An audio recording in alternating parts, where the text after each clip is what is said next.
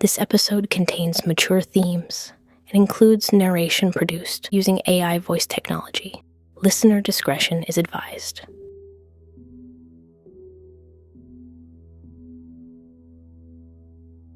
Nine hikers set out across the frozen wilderness of Russia's Ural Mountains, strong and experienced, prepared for the brutal conditions ahead. But when search teams went looking for them weeks later, what they found defied explanation. The group's tent was slashed open from the inside, abandoned in the snow. Bodies lay scattered across the mountainside, some barefoot, some with shattered bones, others with eyes and a tongue missing. No one knows what drove them out into the night, or what force ended their lives on the mountain the locals call the dead.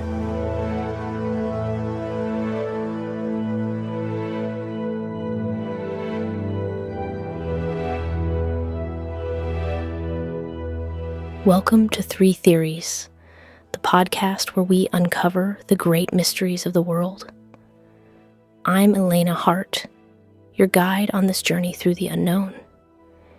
Each episode will examine unsolved cases, paranormal phenomena, and historical and natural mysteries, and explore three compelling theories to help you decide. What do you believe?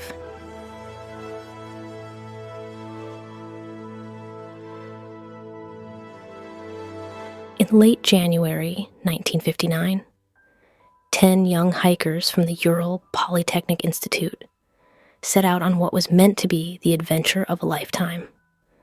They were students, recent graduates, engineers in training, bright, capable, and ambitious. At their head was 23-year-old Eichar Dyatlov, a respected leader known for his precision and discipline. He was the type of man who planned for every contingency. His team was strong, fit, and well-seasoned in winter trekking.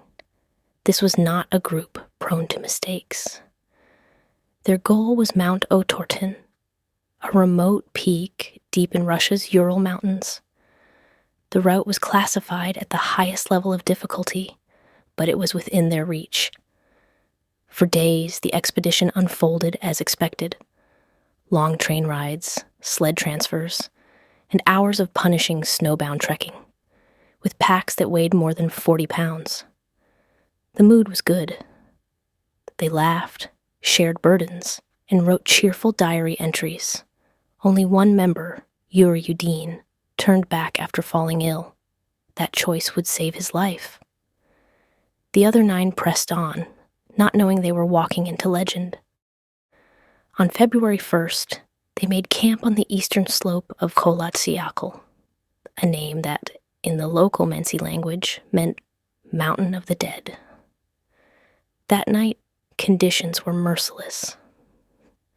Winds screamed across the barren ridge like jet engines, driving snow against the canvas walls of their tent. Temperatures plummeted below freezing. Still, the hikers cooked, talked, and wrote in their journals. By all accounts, it was a normal night. It was the last night of their lives.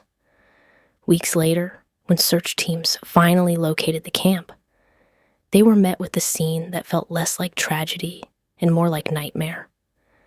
The tent was half buried in snow, its supports sagging. But the most shocking detail was the canvas itself. It had been slashed open from the inside. Boots, coats, food, even gear for survival were left neatly arranged, as if the hikers had fled in such a blind rush they never stopped to dress for the cold. From the torn tent, a line of footprints stretched into the snow. Bare feet, socks, thin shoes, leading downslope into the dark. The tracks ended near the edge of a forest, almost a mile away. There, beneath a towering cedar tree, lay the first 2 bodies. They wore only underwear. The flesh of their hands was torn, the bark above them gouged high into the branches, as though they had clawed upward in a frantic, hopeless attempt to escape something. Between the cedar and the tent, 3 more hikers were found, their bodies sprawled in the snow, frozen in positions that suggested they were crawling back toward camp when the cold overcame them. The last 4 were not discovered until months later, buried deep beneath snow in a nearby ravine. Unlike the others, their deaths were not simple hypothermia. One man's skull was crushed, 2 women's ribs were shattered, their organs fatally damaged. One was missing her eyes, another her tongue. Forensic experts would later state that the injuries required a force comparable to a car crash, yet there were no signs of blunt objects, no external bruising, and no blood on the snow. The autopsies deepened the mystery. 6 hikers were said to have died from exposure, 3 from fatal injuries, and still stranger, radiation was detected on some of their clothing. No one could say where it had come from. The official reports ended abruptly, attributing the deaths only to a compelling natural force. The files were sealed, families were left in silence, but the scene speaks for itself. 9 young people huddled in a tent as the wind roared and the snow pressed in. Something, an explosion, a tremor, a sound, or something stranger still, sent terror coursing through them. They slashed through the canvas and spilled into the night, half naked, barefoot, their breath freezing in midair as they ran. The cold tore at them, the darkness swallowed them, and panic left them scattered across the mountain. The cedar tree became their last refuge. A small fire smoldered at its base, built from snapped branches but too weak to fight the storm. Desperation drove them upward, clawing at the bark until their hands shredded. Others collapsed in the snow. Some staggered further into the ravine, where their final moments ended in injuries too violent, too strange to be easily explained.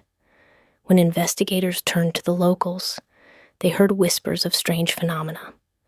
Glowing orbs in the night sky, trees scarred by searing heat. None of it matched the official conclusion. None of it closed the case. Even searchers admitted the air on that mountain felt heavy, oppressive, as though the landscape itself carried a secret.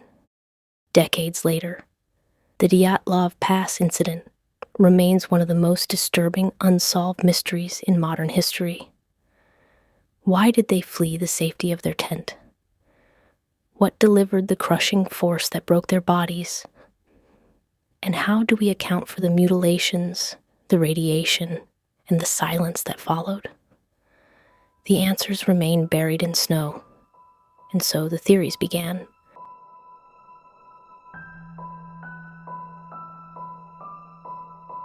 Of all the explanations for what happened that night, the avalanche theory is the one most often presented as the official answer.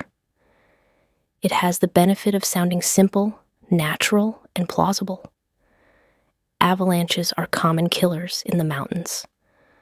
A single wall of snow, moving with the force of tons, can bury, crush, and suffocate without warning. For investigators facing 9 dead hikers, the avalanche theory seemed a convenient conclusion. But like everything about this case, the evidence is never as clear as it seems. The idea goes like this. On the night of February 1st, the group pitched their tent on a steep slope. They carved into the snow to create a flat surface, weakening the foundation. Hours later, as they slept, a shift occurred. Perhaps a slab of snow sheared away from the mountain above, pressing into their tent. It might not have been a roaring wall of snow like in a disaster film, but a heavy enough mass to frighten and injure. In their panic, the hikers cut their way out of the tent to escape the crushing weight. This would explain why they left suddenly, without coats, boots, or even flashlights. Once outside, they scattered downslope, fleeing what they believed to be the start of a larger avalanche. The footprints in the snow, light and frantic, support the idea of hasty flight. Some of the injuries match this theory as well. Several hikers had fractured ribs and internal trauma. An avalanche, even a small slab, can produce force strong enough to break bones. When rescuers later found the tent, it was partially buried, perhaps the lingering trace of the snowslide that forced them out.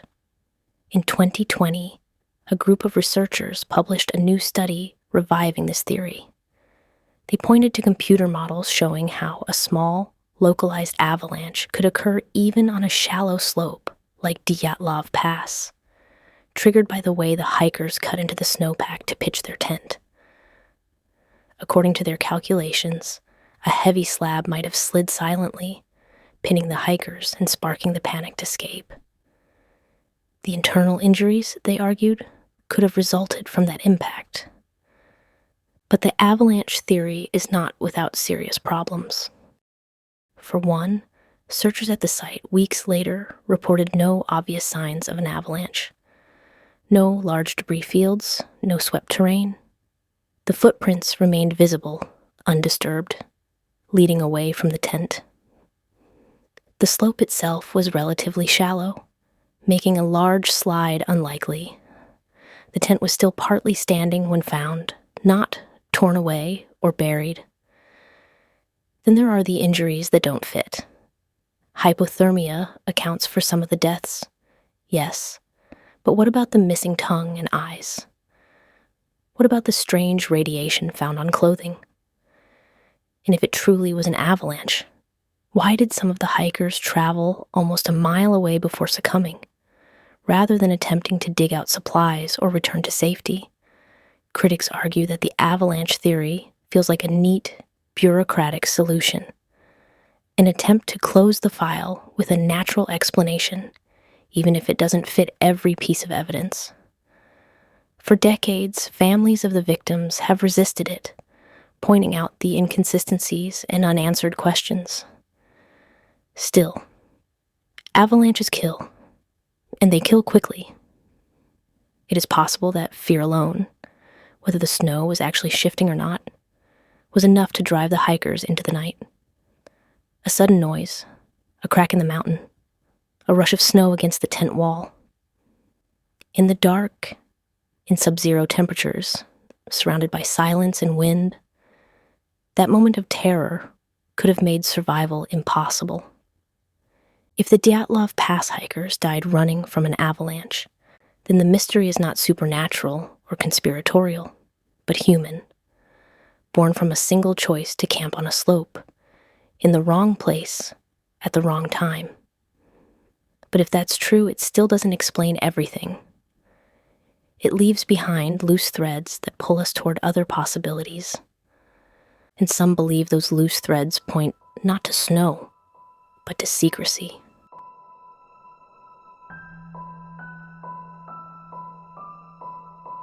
If an avalanche doesn't fully explain what happened at Dyatlov Pass, another possibility is that the hikers stumbled into something they were never meant to see. In 1959, the Soviet Union was a country steeped in secrecy. The Cold War was in full swing. Weapons experiments, rocket launches, and nuclear tests were conducted in isolated regions, often without public knowledge. For some investigators and families, the theory that the 9 hikers were accidental witnesses to military testing has always felt disturbingly plausible. The basis of this theory lies in the strange details that don't line up with a natural disaster. Some of the hikers had injuries consistent with enormous force. Ribs broken inward, skulls fractured, yet their skin remained unbroken. That type of trauma, experts argue, resembles the concussive effects of a blast wave, rather than blunt impact. Their clothing, too, raised suspicions. Several items carried unusual levels of radiation. The Soviet authorities offered no explanation for this, only silence. Adding to the intrigue were reports from locals in the surrounding area. On the night of the tragedy, witnesses described glowing orbs drifting in the sky above the mountains. Some searchers later reported burn marks on the tops of trees, as though exposed to high heat. At the time, the military was known to be experimenting with parachute mines. Devices dropped silently from aircraft, floating down on chutes, before detonating above ground. Such explosions could produce shock waves strong enough to crush bodies without leaving external wounds. If this is what happened, the hikers may have been caught in the wrong place at the wrong time. They might have woken in the night to lights in the sky, the distant sound of explosions, or the concussion of a blast echoing across the ridge. Their decision to slash the tent could have been an act of sheer panic, a desperate attempt to escape something far more immediate than snow.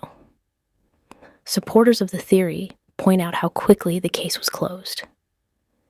The official conclusion, a compelling natural force, was vague, almost evasive. Files were sealed for decades. Some were lost altogether. The bodies were buried in sealed coffins, guarded by soldiers. Families who pressed for answers were stonewalled. To many, this had all the hallmarks of a cover-up. But as with the avalanche theory, this explanation leaves its own gaps. Why were some hikers found nearly a mile from the tent, as though wandering aimlessly? Why was the fire they built so small, so inadequate, if they were hiding out and waiting for danger to pass? And why, if this was the result of military testing, were the bodies eventually released to families at all, rather than removed entirely from public view? Skeptics argue that while the Soviet Union certainly conducted secret operations, there's no definitive proof that Dyatlov Pass was a test site. The glowing orbs might have been unrelated natural phenomena, ball lightning or atmospheric flares. The radiation could have come from everyday exposure, as several hikers had worked in technical fields. Still, the theory resonates because it feels so possible. 9 lives lost, their bodies left behind, their families silenced, while the truth was buried under decades of classified files. If the hikers died at the hands of their own government, their deaths were not just accidental, they were expendable, erased in service of Cold War secrecy. And if it wasn't the Soviets who caused their deaths, some say it may have been something not of this world at all.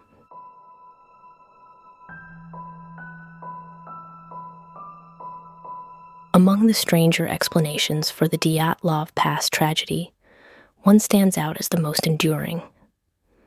The hikers may have encountered something not of this world. In the decades since 1959, the UFO theory has grown into the most popular, wild explanation for the 9 mysterious deaths. Unlike tales of yetis or portals, this theory is anchored in details that remain difficult to dismiss. Reports of strange lights in the sky, radiation on clothing, and injuries that defy easy categorization. On the night of the incident, residents in nearby settlements reported seeing glowing orbs hovering above the mountains. Some described them as fireballs, others as silent spheres moving across the horizon. Even members of the search parties weeks later recalled unexplained lights in the sky. The Soviet military was known to be conducting tests in the region, but the descriptions didn't match conventional flares or aircraft. To many, the orbs sounded eerily similar to reports of unidentified flying objects from around the world. Linking these accounts to the hikers' deaths has proven irresistible. According to this theory, the group may have witnessed one of these lights descending or hovering nearby. In the darkness, they could have been overwhelmed by blinding brightness, vibrations, or even radiation. In a moment of panic, they slashed their way out of the tent and fled into the night, disoriented and terrified. Supporters of the UFO theory point to the injuries as evidence. Several hikers sustained internal trauma so severe it was likened to a car crash, yet their skin showed no external wounds. 2 women were missing eyes, 1 a tongue, injuries some interpret as the result of unknown experimentation rather than decomposition. And the radiation detected on clothing raises even more questions. If the hikers weren't involved in weapons testing, how did their garments become contaminated? Was it from exposure to something far stranger? Another unsettling element is the state in which the bodies were found. The expressions on some of their faces were described as frozen in fear, as though they had witnessed something beyond comprehension. Their disorganized flight from the tent, without coats or boots, suggests overwhelming terror rather than reasoned survival. A wild animal or avalanche would not normally provoke such behavior, but a luminous, unidentifiable object appearing suddenly in the sky might. Of course, this theory is impossible to prove. Skeptics argue the lights were simply military flares or naturally occurring fireballs. The radiation may have come from prior exposure to industrial materials, and the missing tongue and eyes, most forensic experts agree, were likely caused by natural decomposition in running water. But for those who believe the combination of secrecy, anomalies, and eyewitness testimony points to something more. If UFOs were involved, the deaths at Dyatlov Pass are not just a Cold War mystery, but a possible moment of contact, an encounter so terrifying that 9 seasoned hikers fled into the snow, never to return. The idea is far-fetched, but it has captivated imaginations for over 60 years, precisely because it accounts for what official explanations cannot. And so, the Dyatlov Pass incident remains unresolved.